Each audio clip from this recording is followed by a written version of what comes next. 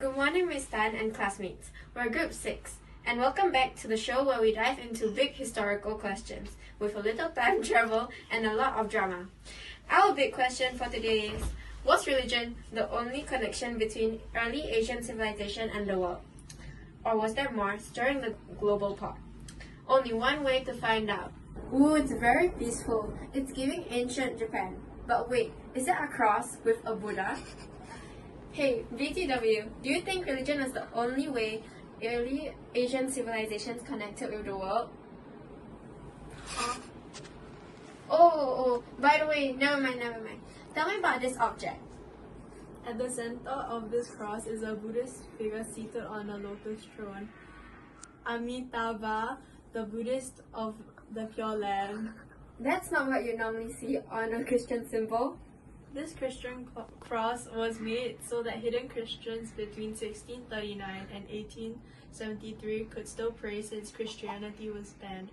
The object tells an emotional and important event that occurred in Japan in which people were hiding their religious beliefs under state oppression as Christianity was forbidden. A group of Japanese Christians were forced to conceal their Christian faith and worship Buddha in public, but continued their practices secretly in order to survive. So religion did connect civilizations, but not in an super open or peaceful way? Religion wasn't always a positive or public connection and had to be hidden in order to survive. When Christianity was banned, anyone who converted was executed. Interesting, but I feel there's evidence somewhere that shows religion wasn't the only connection. Let's find out. Huh? What's this fancy incense burner about? Well, this fancy incense burner was assembled in Europe, but the components of it are from Japan, China, and France. The porcelain was made in China, and the gilded horse bronze mounts were made in France, and the lacquer bowls were made in Japan, all held together with gilded bronze fittings that were made in Europe. So one object, 3 countries? Yep. Doesn't it sound cool?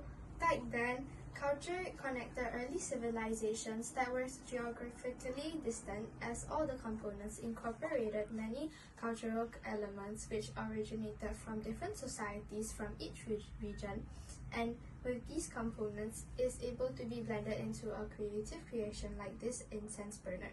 So through trade, there was also a cultural communication and exchange between different civilizations all over the world, allowing even the furthest of distances to be able to exchange and import goods to one another. Okay, culture, I see you, but how did all these things actually get across countries? Let's check out the trading parts.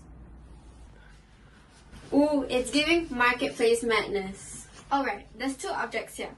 Spill the tea on trade. The first object is called a Hong bowl. This punchbowl was made in China during the late 18th century and was used to serve punch. It reached the West through East India, trading large Chinese export bowl designs, specifically for the Western market. These flags, Britain, the Netherlands, Sweden, and the Holy Roman Empire, which are painted on the Hong bowl, symbolize the warehouses in Canton, where these nations conducted trade. This reflects China's engagement in global trade and export production to Westerners. So China wasn't just exporting, they were organizing trade systems and designing with Europe in mind? Exactly. The Hong bowl reached the West through East India, trading large Chinese export bowl designs specifically for the Western market, which shows that the Hong bowls were made for export and travel through international trade routes. This is also supported by this statement. These flags, Britain, the Netherlands, Sweden, and the Holy Roman Empire, which are painted on the Hong bowl, symbolize the warehouses in Canton where these nations conducted trade, which also shows that China had organized trading relationships with Western countries. Thus, this shows that China was deeply involved in international trade, producing goods for foreign markets, and engaged in structured trade systems with countries like Britain, the Netherlands, Sweden, and the Holy Roman Empire.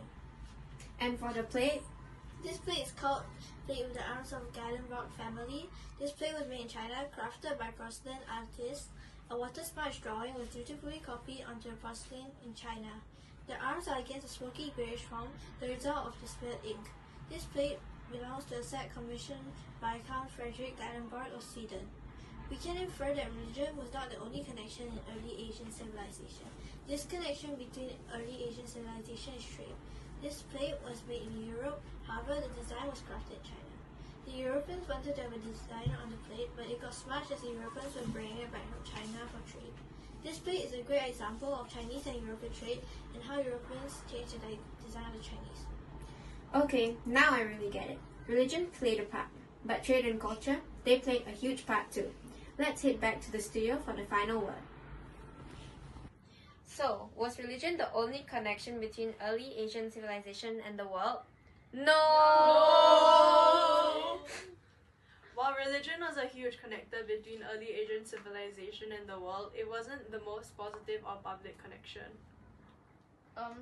Culture played a key role in connecting early civilizations by enabling the exchange of ideas, traditions, and craftsmanship across great distances. In conclusion, China actively engaged with Western nations by producing goods specifically for export, reflecting early international exchange and cultural interaction. So, in conclusion, religion was just one connection, but it was far from the only one. Trade and culture were just as powerful in connecting early Asian civilization to the wider world. And that's the time travel tea! Thanks for watching. Until next time, stay curious, stay global.